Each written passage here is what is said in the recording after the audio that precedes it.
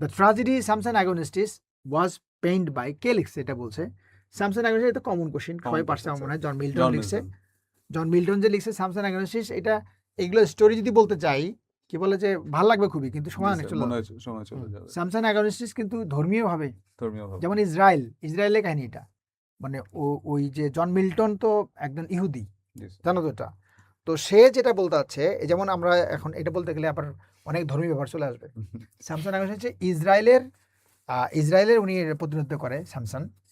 তো সেইটার একটা যুদ্ধ হয়, সেইখানে ও বলতেছে, কবিতার মধ্যে বলে যে ফিলিস্তিনের আমাদের মুসলমানদের ইঙ্গিত করার বিষয়টা থাকে, যে সেখানে একটা মেয়েকে ওই স্যামসনের সাথে বিয়ে হয়, স্যামসন অন্ধ হয়ে যায়, মানে এই মিল্টনও তো একসময় অন্ধ হয়ে গেছে না, তার সাথে রিলেট করে বলছে।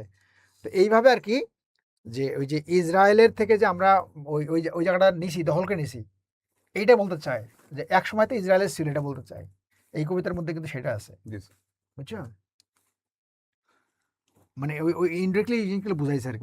ওয়েটিং ফর, এটা স্যার 107, এটা খুবই কমন একটা ওয়েট, কোশ্চেন। এটা একেবারেই কমন, ওয়েটিং ফর গডট, তাই না? বেকেট। স্যামুয়েল বেকেটের ওয়েটিং ফর গডট। দেখো এই যে waiting for Godot, absurd play একটা, জি স্যার, অ্যাবসার্ড প্লে।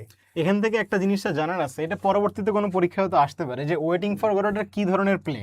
আপনারা কিন্তু দাগাইতে পারেন যে অ্যাবসার্ড ড্রামা অথবা অ্যাবসার্ড প্লে।